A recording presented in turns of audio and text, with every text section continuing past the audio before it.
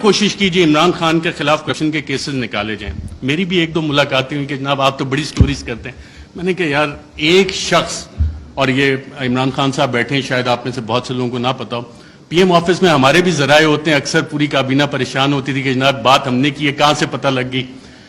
وہ شخص جو پانی کی آدھی بوتل بھی ضائع نہیں ہونے دیتا بطور وزیر اعظم کے, یار یہ آدھی پانی کی بوتل میں نے ابھی رکھی, کیوں اٹھا کے لے گئے, وہ کرپشن کرے گا. میں نے سمجھائی لوگوں کو یہ بات, لیکن پلے بک کیونکہ وہی پرانی تھی, کیا کرپشن کے کیسز نکالو, ڈسکریڈٹ کرنا ہے, کرپشن تھوپنی ہے. مسٹر اے بی سی کا فلانا دوست ہے, اس سے نکال کے لاؤ, کچھ نہیں. آج 2.25 مہینے ہو گئے, کوئی کرپشن نہ نکلے گا. عمران خان کا کرپشن کا کیس نہیں نکل سکتا, نہ نکلے گا. میں نے بتائی کہ نہیں آپ کچھ کوشش, میں کہا میں یہ کوشش نہیں کر سکتا کیونکہ مجھے یہ پتا ہے کہ عمران خان کی کرپشن نہیں نکلنی. اچھا, media narratives against P T آئی.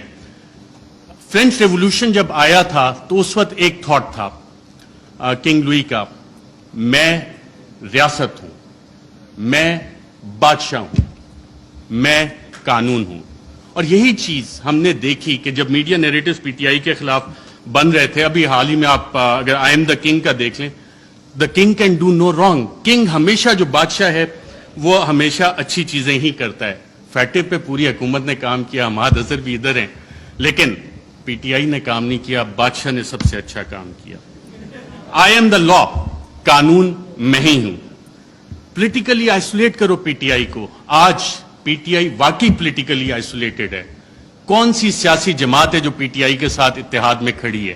سب ایک طرف ہو گئے, لیکن ایک سٹرینتھ گین ہوئی اس میں.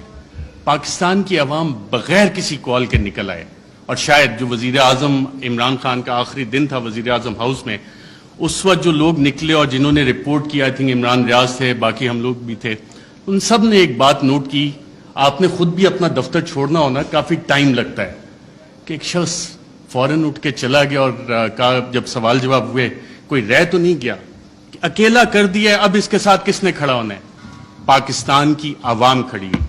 یہ وہ ڈفرنٹ فیکٹر تھا, چینج تھی, جس کو کسی بھی سازشی نے کیٹر نہیں کیا ہوا تھا. یہ وہ ویریبل تھا, عوام کا ویریبل تھا, جس کی وجہ سے یہ چیزیں. میں کوئکلی تھوڑا سا 2 منٹ اگر آپ کی اجازت ہو تو سائفر کے اوپر بھی بات کرنا چاہوں گا. سائفر پہ بھی میڈیا نیریٹوز بڑے بڑے مزے کے بنے, اس پہ اور ڈیبیٹ بھی ہو سکتی تھی, کافی مزے کی چیزیں تھی. پہلا کیا بنا جی, پہلی میڈیا نے رپورٹ کرنا شروع کیا اور باقاعدہ یہ بتایا گیا کہ جی سائفر تو ایگزسٹ ہی نہیں کرتا, سائفر نام کی تو کوئی بلا ہی نہیں ہے. پھر دوسری چیز ہے, میڈیا کی یہ سٹوریز آئیں اور ریکارڈ کے اوپر موجود ہیں, پرنٹ کیے ہیں, ٹی وی پروگرامز ہیں, کہ سائفر تو یہ ایزمپشنز پہ بیسڈ ہے. وہ ایزمپشنز ہیں ہمارے ایمبیسڈر کی یا کس کی. پھر یہ بھی کہانیاں میڈیا میں آئیں کہ جی یہ تو فارن آفس میں خود ہی پی ٹی آئی والوں نے بیٹھ کے بنا لیا ہے, یہ تو شاہ محمود قریشی نے خود ہی بیٹھ کے بنا لیا ہے. پھر جب وہ بھی ساری چیزیں, کیونکہ سائفر ایگزسٹ کرتا تھا, سائفر موجود تھا, پھر کہا گیا جی کانسپریسی کا ایویڈنس کوئی نہیں ہے. اچھا, پھر عمران خان بطور وزیر اعظم بھی میرا خیال وہ کرکٹ کھیل رہے تھے, اور جب انہوں نے کہا تھا کہ مینٹلی میں اسٹرانگ ہوں, تو بہت سے لوگوں نے انڈر ایسٹیمیٹ کیا. انہوں نے کابینہ کی بھی کمیٹی بلائی, کابینہ کی اسپیشل کمیٹی غالباً 30 مارچ کو ہوئی. 30 مارچ کو میں نے سابق وفاقی وزراء سے پوچھا, وہاں کانسپریسی کی بات بھی ہوئی, کانسپریسی کا ذکر بھی اس میں ہوا, اور پھر 31 کو نیشنل سیکیورٹی کمیٹی بھی انہوں نے بلا لی, اور اس کا بھی مور اس پہ لگ گئی کہ بلیٹنٹ انٹرفیرنس. اور اس کے آخری پیراگراف میں ایک لفظ لکھا ہوا ہے کہ جو 31 کو نیشنل سیکیورٹی کمیٹی کی میٹنگ ہوئی, اس نے 30 مارچ کے جو منٹس اسپیشل کیبنٹ کے ان کو ریٹیفائی کیا.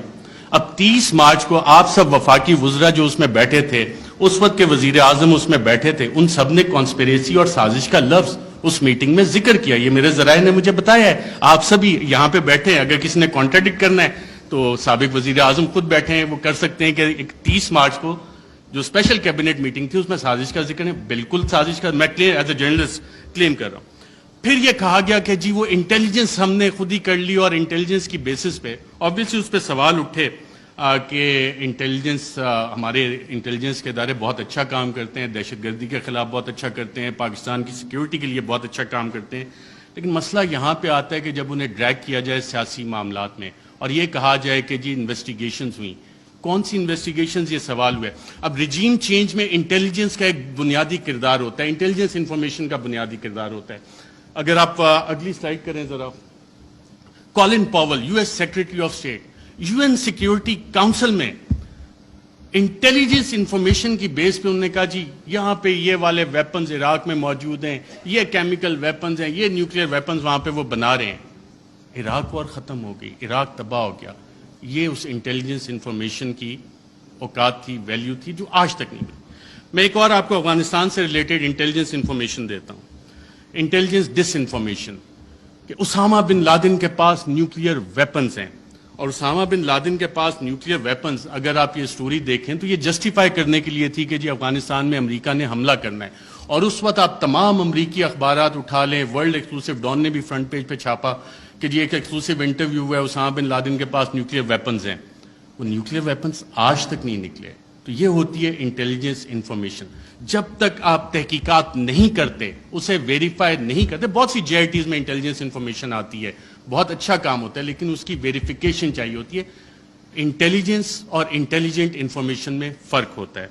इसके अलावा बहुत सारी चीजें हैं। प्रोपेगेंडा पे अगर हम जाएं, डीक्लासिफाइड डॉक्यूमेंट्स बहुत सारे आ गए, चिली के हवाले से, ईरान के हवाले से, क्योंकि टाइम मेरे पास कम है, मैंने कहा ये वाले लार्जर इश्यूज आपके सामने रखूं। PTI की हुकूमत में जब हम ये देखते हैं तो हम खबरें देख रहे थे, मीडिया में आ रही हैं कि जी जो बाइडन जो है वो कॉल नहीं कर रहा, फॉरेन ऑफिस का राब्ता हो रहा है, पाकिस्तान के foreign minister Shah Mahmood Qureshi, US national security adviser Anthony Blinken से फॉरेन ऑफिस ने राब्ते की कोशिश की, नहीं हुआ। लेकिन बिलावल आते हैं, उनके सारे राब्ते हो जाते हैं। तो यहां से आप जब मीडिया की वो खबरें निकाल के देखते हैं तो आपको एक्सटर्नल फैक्टर और वो लिंकेजेस के ये फैसला व्हाइट हाउस में हुआ, US NSC में हुआ, और इसका जिक्र अब मीडिया में ये सवाल अभी तक डिबेट नहीं हुआ कि क्या इसका फैसला वहां पे हुआ था, नहीं हुआ था। वो साइफर अगर पब्लिक होता है तो उसमें ये सवालात उठेंगे यकीनन कि ये फैसला उस लेवल पे, स्टेट के लेवल पे US स्टेट ने किया, सदर जो बाइडन ने किया।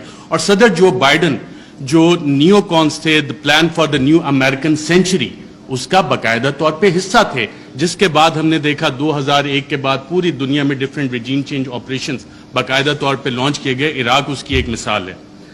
इंटरनल फैक्टर्स पे जब हम आते हैं, मैं बड़ा ब्रीफ रखूंगा क्योंकि मेरा टाइम बताया गया 10 मिनट का है। इंटरनल फैक्टर्स को जब हम देखते हैं तो इसमें जाती अना के मसले आ जाते हैं, कुछ इदारों के मसाइल आ जाते हैं, कुछ सियासी मुफादात आ जाते हैं।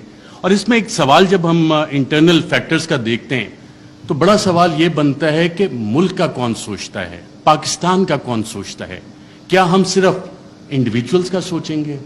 क्या हम सिर्फ उन इदारों का सोचेंगे कि जी इदारों की अना बड़ी होगी या इंडिविजुअल्स की अना बड़ी होगी? है पाकिस्तान का कौन सोच रहा है? क्या वजीर आजम इमरान खान उस वक्त पाकिस्तान का सोच रहा था या इंडिविजुअल्स के बेनिफिट्स देख रहा था? और क्या ये जो रिजीम चेंज कॉन्स्पिरेसी है, इसमें जो मीडिया नैरेटिव्स बने वो किस तरह के बने? उसमें इंडिविजुअल्स और इंस्टीट्यूशन ने डोमिनेट किया या पाकिस्तान का सवाल किसी ने उठाया? इस हवाले से मीडिया नैरेटिव्स इस हवाले से साइलेंट हैं, उसमें आपको इंस्टीट्यूशनल और इंडिविजुअल डोमिनेंस नजर आती है। अच्छा, कोवर्ट एक्शन भी इसमें बाकायदा तौर पे प्लान हुआ। मीडिया में being fly on the wall and being an active participant, एक एक्टिव जर्नलिस्ट होते हुए आपको बहुत कुछ पता लगता है कि जी मीडिया नैरेटिव बनना कैसे। अक्सर जो हुकूमतें बैठी होती हैं उनको सबसे आखिर में पता लगता है कि हमारे साथ हो क्या रहा है। मीडिया को पहले पता लग जाना शुरू हो जाता है, क्योंकि कोवर्ट एक्शन मीडिया ने पब्लिक ओपिनियन शेप करना होता है, पॉपुलेशन को बताना होता है कि जनाब ये हुकूमत के साथ मसाइल हैं, और वो कहानियां शुरू हो जाती हैं। और ये डॉक्यूमेंटेड है इस सारे केस में भी।